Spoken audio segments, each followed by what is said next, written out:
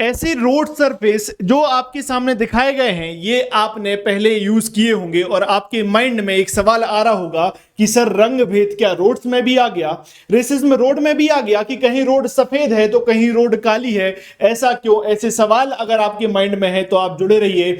आपकी इस दुविधा को दूर करने के लिए मैं ये सेशन लेके आया हूं कि कहीं रोड ब्लैक और व्हाइट क्यों होती हैं।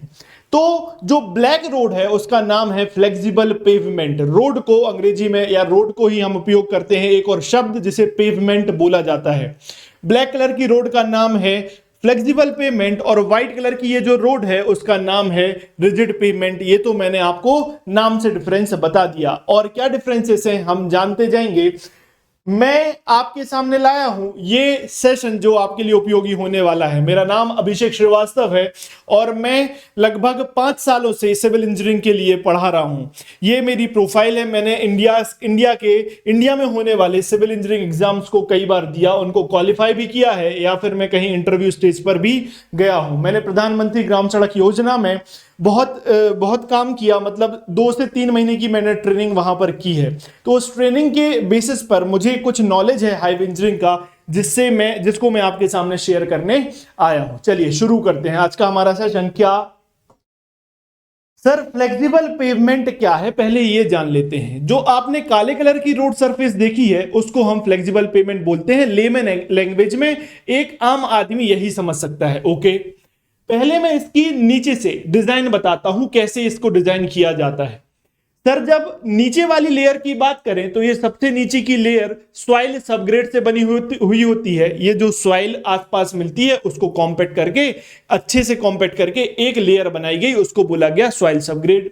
उसके ऊपर कुछ ज्यादा अच्छी क्वालिटी का मटेरियल डाला जाएगा जैसे कि बोल्डर्स ग्रेवल्स, पत्थर बड़े बड़े आप देखोगे, उससे एक सरफेस बनाई गई, उसको बोला गया सबग्रेड। और जनरली हम ग्रेनुलर सबग्रेड जीएसबी यूज करते हैं। इसकी थिकनेस भी मैंने स्पेसिफाई कर दी। अगर कोई आप एग्जाम दे रहे हो तो उन एग्जाम्स में इनकी थिकनेस भी पूछ ली जाती है। तो 150 से 300 mm, 100 से 300 mm ये थिकनेस हो गई आपकी सबग्रेड की और सब बेस की। सब बेस के ऊपर जो लेयर आती है वो है बेस कोर्स। बेस कोर्स का मटेरियल कुछ और ज्यादा अच्छा होगा सब बेस के कंपैरिजन में।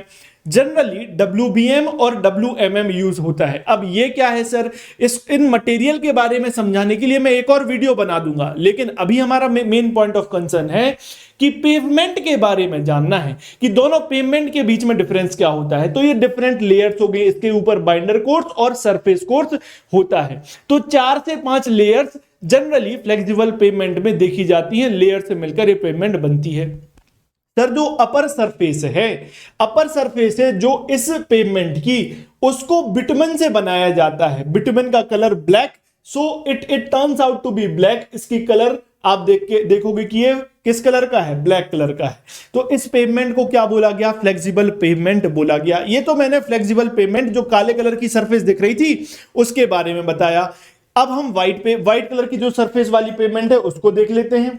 सर ये जो पेवमेंट है ये आपको मैंने रिजिड पेवमेंट का क्रॉस सेक्शन बना के दिया है।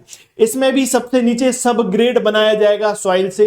सब बेस कोर्स या बेस कोर्स को देना कंपलसरी नहीं है, जैसी जैसी स्ट्रेंथ आपको जरूरी है उस हिसाब से आप दे सकते हो। तो यहां पर जनरली 3 लेयर होती हैं, सब ग्रेड, बेस कोर्स और सरफेस कोर्स। पीछे हमने लेयर्स देखी, पीछे हमने कितनी लेयर्स देखी जब हम फ्लेक्सिबल पेवमेंट की बात कर रहे थे। तो सब ग्रेड, सब base, base course, binder course, surface course, ये लेयर्स हमने देखी हैं।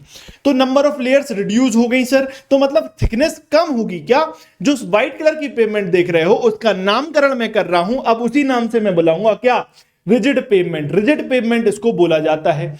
इसकी जो टॉप सरफेस है, इसकी टॉप सरफेस कंक्रीट से बनी हुई होती है, जैसा कि आप देख पा रहे हो कंक्रीट। तो इसे सीसी रोड भी बोला जाता है, जनरल टर्म्स में, लेमन लैंग्वेज में इसे सीसी रोड भी बोला जाता है। ये तो आपके माइंड में एक पिक्चराइजेशन हो गया। अच्छा, जो ब्लैक कलर की रोड है वो बिटुमेन से बनी है और जो रिजिड पेवमेंट है, जो व्हाइट कलर की रोड है, वो कंक्रीट से बनी है, सीसी से बनी है, सीमेंट कंक्रीट से मिलकर बनी है। ये हमारे माइंड में एक चीज आ गई। ओके, अब इसके बीच में हम डिफरेंशिएट कर लेते हैं और डिफरेंस को जानेंगे। देखो, मैंने आपके सामने एक पिक्चर लगाई है। इस पिक्चर में मैंने लेफ्ट साइड पर ब्लैक कलर की रोड बिटवीन पेमेंट या फिर फ्लेक्सिबल पेमेंट बोला है, और फिर दूसरे साइड व्हाइट कलर की रोड, इसको मैंने रिजिड पेमेंट बोला हुआ है। क्लियर है? तो फ्लेक्सिबल और रिजिड पेमेंट में आप डिफरेंस देखेंगे। दोनों में आप देखो सॉइल सबग्रेड, जो ये ब्राउन कलर से दिखा रखा है, ये सॉइल सबग्रेड है, दोनों में कॉमन है। यहां पर आप देखो सब बेस कोर्स दोनों में कॉमन है। अब सब बेस देना है या बेस कोर्स देना है, जैसी आपकी रिक्वायरमेंट्स होंगी उस जगह पर जहां रोड बन रही है उस पर डिपेंड करेगा। लेकिन आप दोनों लेयर प्रोवाइड नहीं करते हो। किसमें सर? दोनों लेयर प्रोवाइड नहीं करते हैं रिजिड पेमेंट में, ये पता चल गया। ठीक है, तो यहां पर नंबर ऑफ लेयर जनरली 3 देखने को मिल रही हैं, सबग्रेड, सब बेस और आपकी जो स्लैब आप बना रहे हो कंक्रीट की स्लैब, उसकी लेयर। ठीक है, लेकिन फ्लेक्सिबल पेमेंट में वही हमने देखा कि सबग्रेड, उसके बाद आया सब बेस कोर्स और सरफेस कोर्स जो कि बिटवीन से बनेगा। ये आपको जनरल डिफरेंस बता दिया। अब हम टेक्निकल टर्म्स में चलते हैं। आपको मैं बताऊं तो जो ब्लैक कलर का सरफेस है, ब्लैक कलर की जो रोड या फ्लेक्सिबल पेमेंट की बात करें तो इसकी जो डिजाइन लाइफ रहती है, कितने साल तक के लिए हम चाहते हैं ये सर्व करे, 15 ईयर्स इसकी लाइफ होती है। और सर जो कंक्रीट वाली रोड है, कंक्रीट सरफेस वाली रिजिड पेमेंट, इसकी जो लाइफ होती है वो 30 ईयर्स होती है, इसका लाइफ स्पान ज्यादा। इसका मतलब इसकी ड्यूरेबिलिटी, फ्लेक्सिबल पेमेंट की ड्यूरेबिलिटी कम, रिजिड पेमेंट की ड्यूरेबिलिटी ज्यादा। ये बात भी समझ आती है। सर यहां पर जो नंबर ऑफ लेयर्स है वो ज्यादा है फ्लेक्सिबल पेमेंट में, इसलिए इसकी थिकनेस ज्यादा। ये भी सवाल पूछ लिया जाता है। रिजिड पेमेंट की थिकनेस क्या होती है? कम होती है, क्योंकि इसमें 3 लेयर्स हैं। इतना भी समझ आता है सर ये ब्लैक कलर की रोड है, ब्लैक कलर की रोड आप बताइए, दिन में जब आप इस रोड पर चलोगे फ्लेक्सिबल पेमेंट में तो इसकी विजिबिलिटी क्या होगी? सर इसकी विजिबिलिटी ज्यादा होगी, मतलब देखने में अच्छे से हम उस पर चल पाएंगे, क्योंकि दिन में लाइट बहुत ज्यादा है तो ब्लैक कलर की रोड आराम से देख पाते हैं। लेकिन जब हम दिन में बात करें और किसकी, रिजिड पेमेंट की बात करें, तो उसका भी कलर व्हाइट है और आपको रोशनी भी पड़ रही है, तो यहां पर ग्लेयर इफेक्ट समझ में आता है। आंखों पर ग्लेयर लगता है जब रिजिड पेमेंट पर कोई भी वाहन या व्हीकल चल रहा होता है। ठीक है सर, तो मतलब इसकी नाइट विजिबिलिटी खराब होगी। मतलब सर क्यों? क्योंकि ये ब्लैक कलर का है और रात में अंधेरा भी रहता है, तो नाइट विजिबिलिटी किसकी पुअर है? फ्लेक्सिबल पेमेंट की। नाइट विजिबिलिटी किसकी अच्छी है? रिजिड पेमेंट की। लेकिन डे विजिबिलिटी की बात करूं तो डे टाइम में जो विजिबिलिटी है वो फ्लेक्सिबल पेमेंट की ज्यादा अच्छी है, और सर रिजिड पेमेंट की डे टाइम की विजिबिलिटी अच्छी नहीं है या कंपैरेटिवली अच्छी नहीं है। किससे? As compared to flexible pavement. ये बात भी समझ आती है सर। ये तो जनरल टर्म्स मैंने आपको बता दिए। एक टेक्निकल टर्म की बात करता हूं।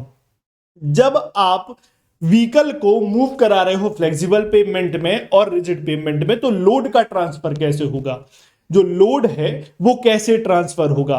व्हीकल का load grain to grain transfer होता है फ्लेक्सिबल पेमेंट में। अब ये ग्रेन टू ग्रेन मतलब क्या है सर? रुको बताता हूं। अगर मैं आपसे बोलूं फ्लेक्सिबल पेमेंट को, तो ये व्हील का क्रॉस सेक्शन दिखाया है। क्या दिखाया मैंने? सर ये मैंने क्रॉस सेक्शन दिखा रखा है व्हील का, मतलब टायर का। टायर जब इस सरफेस पर लोड लगाएगा तो ये जो लोड लग रहा है, एक ग्रेन दूसरे ग्रेन पर फोर्स लगा रहा है, तो ग्रेन टू ग्रेन ट्रांसफर हो रहा है फ्लेक्सिबल पेमेंट में लोड। क्लियर बात? इसका मतलब है सर अगर कोई भी डिफेक्ट नीचे होता है या ऊपर होता है, तो आप देखोगे सर डिफेक्ट मतलब अगर गड्ढा हो गया, सड़क पर गड्ढा हो गया, वो नीचे तक मूव कर जाएगा क्या? बिल्कुल सर नीचे तक मूव कर जाएगा। या कोई भी डिफेक्ट सरफेस के नीचे आता है, तो ग्रेन टू ग्रेन ट्रांसफर अगर लोड हो रहा है तो जो सरफेस डिफेक्ट नीचे है वो ऊपरी सतह पर भी उभर के आ जाता है। ये फ्लेक्सिबल पेमेंट में समस्या देखने को मिलती है। वहीं अगर मैं रिजिड पेमेंट की बात करूं, रिजिड पेमेंट की अगर मैंने बात करी है, तो यहां पर आपको ये मैंने स्लैब बना के दी है। ये एक स्लैब है कंक्रीट की, इस पर लोड लग रहा है, तो ये स्लैब पूरी ताकत लगा देगी इस लोड को क्या करने के लिए? रोकने के लिए। पूरी ताकत स्लैब ने लगा दी। जब स्लैब ने पूरी ताकत लगा दी तो नीचे जो भी मटेरियल है, नीचे का मटेरियल तो इंफीरियर है, अच्छा नहीं है। क्यों? सर मैंने सॉइल यूज कर रखी है, पत्थर यूज कर रखे हैं, लेकिन ये तो कंक्रीट की स्लैब है, ये पूरी ताकत लगा देगी और पूरा लोड झेल लेगी, तो ये नीचे ट्रांसफर ही नहीं करने देती कोई भी डिफेक्ट अगर सरफेस पर आता है। या उल्टा बोले कि नीचे अगर कोई भी डिफेक्ट समझ में आता है वो ऊपर ऊपर स्लैब तक पहुंच ही नहीं पाता है। क्यों? क्योंकि लोड का डिस्ट्रीब्यूशन आप देख पा रहे हो ग्रेन टू ग्रेन नहीं है, स्लैब एक्शन से लोड डिस्ट्रीब्यूट होता है। तो स्लैब एक्शन काम करेगी रिजिड पेवमेंट में। यह सवाल बन जाता है एग्जाम्स में, यह आपको क्लियर कर दिया। मैंने आपके लिए क्या किया, इसका डिस्ट्रीब्यूशन समझाने के लिए एक डायग्राम और लेके आया। फ्लेक्सिबल पेवमेंट में आप देख रहे हो लोड का डिस्ट्रीब्यूशन नीचे तक जा रहा है सर, वहीं रिजिड पेवमेंट में अगर मैं देखूं लोड का डिस्ट्रीब्यूशन सिर्फ और सिर्फ कहां जा रहा है सर, जो स्लैब है स्लैब तक ही मुझे देखने को मिलता है। इसका मतलब ये सर कि जो फ्लेक्सिबल पेवमेंट है इसकी लाइफ स्पान इसलिए आपने 15 साल रखी है क्योंकि ज्यादा नहीं चल पाएगा, ये इंफीरियर क्वालिटी नीचे तक लौट जाएगा, क्या हो जाएगा, दिक्कत होगा, डिफेक्ट आ जाएगी, ठीक है। लेकिन जब मैं व्हील लोड ट्रांसफर करता हूं किस पर, स्लैब पर ट्रांसफर करता हूं, स्लैब बोले तो कंक्रीट की स्लैब रिजिड पेवमेंट में, तो सर इसीलिए आपने इसका लाइफ स्पान कितना रखा है, इसलिए मैंने इसका लाइफ स्पान 30 साल तक रखा है, 30 साल तक कुछ नहीं होगा। तो सर दूसरा सवाल अब ये बन जाएगा इसी से रिलेटेड, सर अगर ये 15 साल के अंदर खराब हो रही है, मतलब खराब होना शुरू हो जाएगा, तो इसमें मेंटेनेंस कॉस्ट ज्यादा आएगी ना फ्लेक्सिबल पेवमेंट में, जल्दी जल्दी आपको रिपेयर करना पड़ेगा। वहीं अगर मैं रिजिड पेवमेंट की बात करूं यहां पर मेंटेनेंस कॉस्ट कम है। क्यों सर? क्योंकि इसका लाइफ स्पान ज्यादा है, इसका मटेरियल अच्छा यूज कर रखा है, मेंटेनेंस कॉस्ट नहीं है। लेकिन सर फ्लेक्सिबल पेवमेंट को बनाने की जो कॉस्ट है वो ज्यादा नहीं है, वो ज्यादा नहीं है, वो कम है। लेकिन जब मैं रिजिड पेवमेंट की बात करूं उसको बनाने की कॉस्ट ज्यादा है। तो ओवरऑल सर अब एक सवाल ये माइंड में आ जाता, कौन सी पेवमेंट दी जाए, कौन सी रोड बनाई जाए, अब ये डिपेंड कर जाएगा किस पर, पैसे पर, मनी भाई पर। आपके पास पैसा अवेलेबिलिटी क्या है, रिक्वायरमेंट्स क्या है, उस हिसाब से आप पेमेंट बना दोगे। ये आपको ओवरऑल मैंने डिफरेंसेस बता दिए, लेकिन मेरे बोलने से आपके माइंड में जितना जा रहा है बहुत अच्छी बात है, आगे एग्जाम भी तो देना है, तो सारी चीजें मैं आपको लिख के भी दे देता हूं।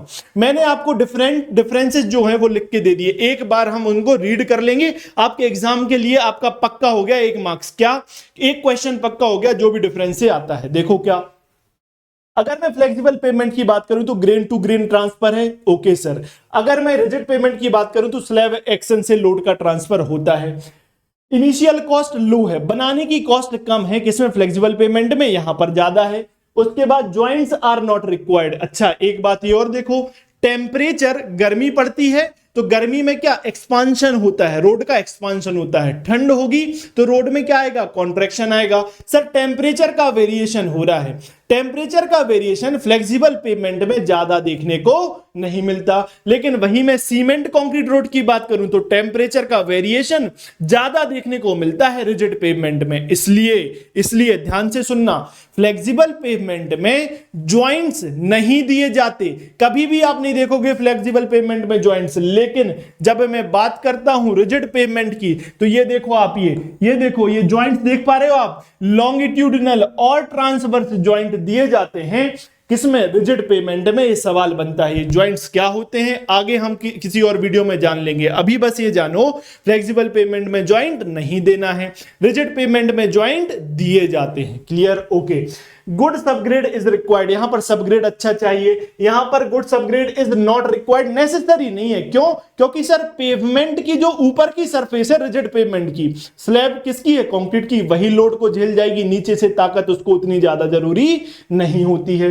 टेम्परेचर वेरिएशन हमने देख लिया, लाइफ स्पान इसका 15, इसका 30 साल।